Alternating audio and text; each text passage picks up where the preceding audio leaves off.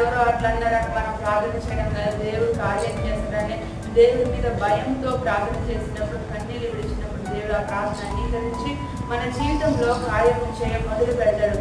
హిజ్కియాకు ఎన్నో సమస్యలు ఎన్నో వచ్చినా కూడా దేవుడు అన్నిటి నుండి తప్పించాడు. అలా అతనికి మరణకరమైన రోగము వచ్చినా కూడా దేవుడు అతను స్వస్థపరిచాడు, ఆరోగ్యం ఇచ్చాడు.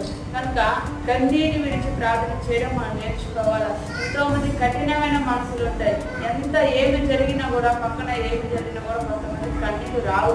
ఎన్నో సమస్యలు వచ్చినా కూడా కన్నీళ్ళు రావు. కానీ కొంతమందికి అయితే ఏడుస్తూ ఉంటారు, ఏమన్నా ఏడుస్తారు. అలా కాదు, మామూలుగా కాదు. కానీ దేవుని సన్నిధిలో అందరూ అన్నయ్య కూడా ఎక్కడికొక్కడికి వచ్చినా కూడా దేవుని మందిరానికి వచ్చి ప్రార్థన చేస్తే, దేవుని సన్నిధికి వచ్చి ప్రార్థన చేస్తే దేవుడు వెంటనే ప్రార్థన చేస్తారు, మన కన్నీళ్ళు తెలుస్తారు.